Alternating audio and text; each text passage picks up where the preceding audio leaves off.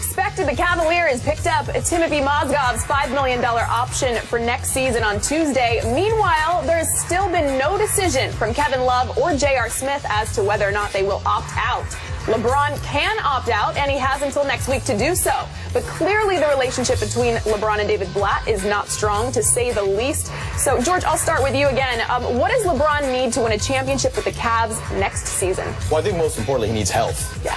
Kyrie, obviously, Kevin Love's health status was, we saw what it was during the postseason. But I just think that team, it kind of reminded me of the Miami Heat in 2011, where like LeBron and the other guys were just kind of taking turns. There was really no cohesion there.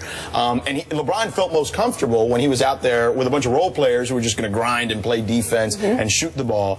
Now, that wasn't enough against a Warriors team that had been the best all season long. But I do think that that's really what they need. They need some cohesion. They need health. Those are the two most important factors for them. Now, I don't think they are locked to win a championship, but they certainly can win the East, and because the East is pretty weak right now. Now, out West, look, it just depends on what the matchup is. If they get Golden State again, we'll see how that goes. San Antonio, do they have one more run in them? I think the West is more of a bigger problem, but ultimately they need health and cohesion. Well, and those things are fixable. You have cohesion if you have health. I mean, it's difficult when you have players in and out of the lineup. You don't know who's going to be healthy, when, those kind of things. That affects your chemistry, and I think you're absolutely right. So I'm saying if it ain't broke, don't fix it. And they did a very good job with the crew they had, overachieved when you think about the impact of Kyrie Irving and Kevin Love. The one thing that does concern me a little is that in the finals losses against Golden State for Cleveland, they shot 26% from the three-point line. They have got to knock down shots. Now, JR is capable. I mean, they've got some capable pieces there. But do they look to add a piece? Because LeBron's going to get into the paint. And he wants to have someone to kick it to that can knock down the outside shot. So that may be an opportunity to tweak things just a little bit. But in terms of that core group, I think they've got everything they need. Like you said, they just need to be healthy. But, China, it's funny that you said that J.R. Smith is the one person that I think that can be replaced. Because I think when crunch time came, he was the one that didn't show out as well as he could have.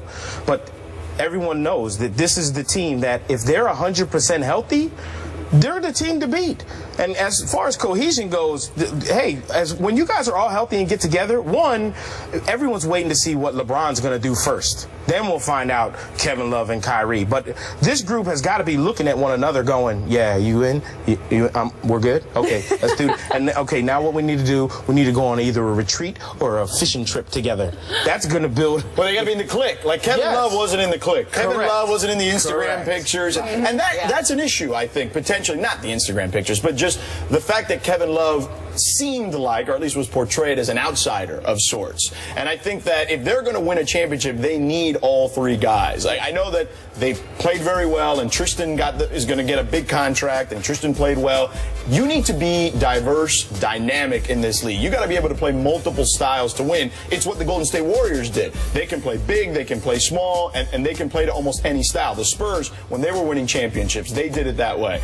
So I think that that's what you need. You need as much flexibility with that roster as possible to make yourself the most dynamic you can. And with Kevin Love specifically, you need to make sure he buys in, because it just doesn't seem like that's the case. And we don't know if he's in or he's out at this point. Well, but LeBron is one of the best when it comes to empowering players and making everyone on his team feel important. He knows he needs Kevin Love. So what I expect LeBron is doing right now is saying, Kevin, we need you to be here. We need you to be a piece of this puzzle, and really pulling him in, because I think you're absolutely right. He has got to be there and be on board. Now, the one thing that I am thinking about is David Blatt. LeBron had to do so much for this team: scoring, rebounding, distributing the ball, and then in some instances he had to play coach as well. Now, are these things fixable? I think Blatt is a good guy. You know, I think obviously he did something right. Let's be real. You know, I mean, look at what the team was able to achieve. But I think he has got to go about also trying to gain some trust with LeBron and some of those guys, that some of those things that we saw happen last year hopefully won't repeat themselves, because you can lose a team like that. Right. Do you think that relationship between LeBron and Blatt can be improved? Absolutely. This is one of the things where it kind of makes me laugh a little bit that David Blatt gets thrown under the bus so much. Think about this. In business, the people at the top, they're in offices right now.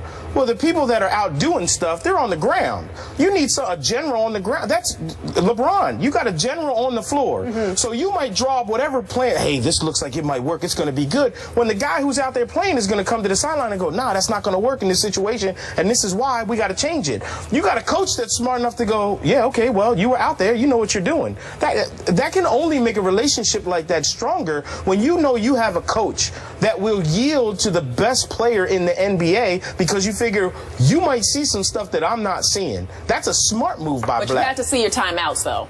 You definitely have to. Okay, that part I give you. He just got a little excited in the moment. Here's the thing, Michael, though. He was run under the bus because, let's face it, LeBron ran him under the bus, though. Okay? But then LeBron was also the one that also stuck up for him later then, too. Well, I don't know. I mean, did he? Where? Where did he stick up for him?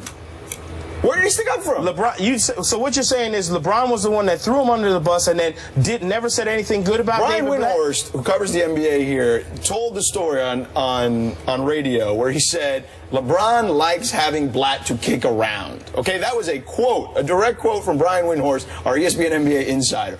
LeBron doesn't want a checks and balance system. LeBron went back to Cleveland because he wanted the power. Okay, he's only getting paid $20 million or whatever it is, and I know that sounds ridiculous when you say only $20 million, but he's worth a lot more.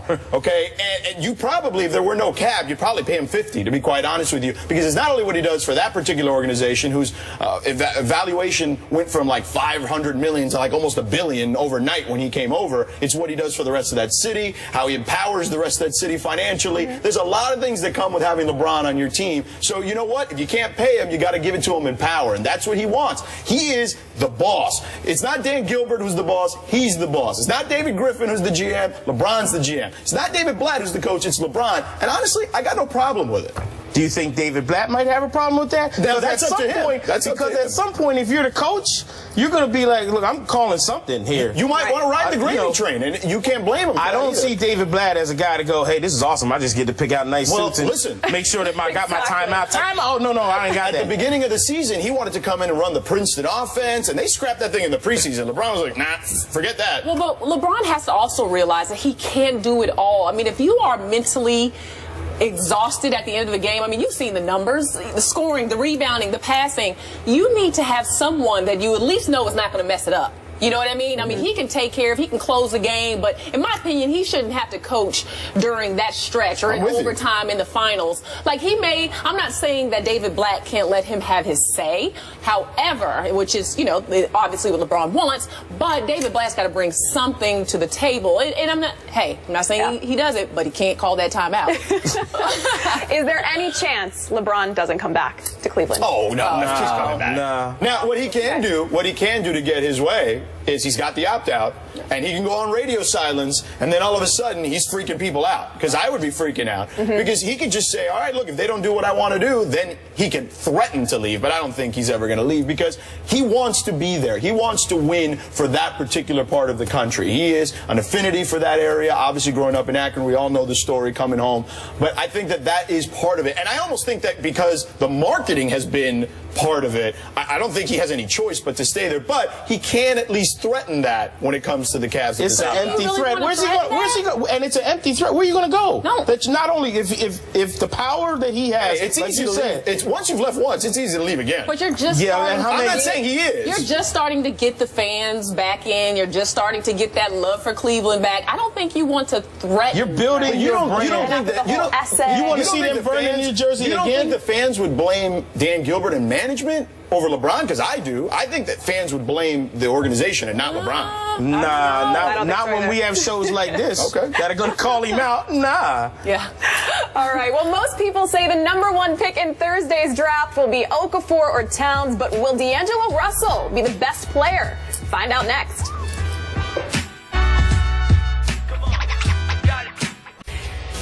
Well, two sources told Benjamin Albright of 94.1 FM in Denver that the Broncos tried to trade Peyton Manning to the Texans sometime before the Denver quarterback signed his restructured deal with the team on March 4th. This report was quickly denied on Twitter by a Broncos team spokesman, saying the speculation is false and the report is inaccurate. Michael, are you buying the denial? Completely? No, only because it's a little bit ironic that as soon as this call may or may not have been made, Peyton's deal was restructured and there was a no trade clause put into there. Now it's the Texans. They don't have a quarterback, so they're probably going to call anybody. Sure. You know, now the Broncos could have just not even taken the call, because if you think about it, the Texans are calling and, hey, Denver, we want to ask you a little bit about Peyton Manning, and we were wondering if you, hello? Did we lose the connection? They're not calling. So in that sense, Denver just probably didn't even think about the idea. No, absolutely not. But could it have happened and there's been some talks? I would say there's a little smoke there. Maybe not fire, but a little bit of smoke. Sure. I agree with Michael. I think that teams have discussions in general. Right? We're seeing it right now play out in the NBA with Dwayne Wade, right? He's been a guy who's been a star there forever, and there's been some stuff that's been leaked about contracts and him not being happy and them not being happy with where they want him to come in at. So this doesn't surprise me at all. Teams have these discussions, and there was a time when Gary Kubiak was named the coach that people were wondering, is Peyton going to be the right fit? He likes to run the naked boot a lot, and that means Peyton's going to have to get out of the pocket and run out of his comfort zone. So there were a lot of questions certainly about that. There were questions as to whether John Elway wanted to move on from Peyton Manning. So all that stuff, people forget that was just a few months ago. So of course I buy the story that they at least discussed it. And what are they going to do? Are they not going to deny it? They're supposed to deny it in that situation, because I'm guaranteeing that Peyton wasn't a part of that particular process. Yeah, I think you don't discuss Peyton Manning at all. That's my take on it. I believe the Denver Broncos. I mean, this is Peyton Manning.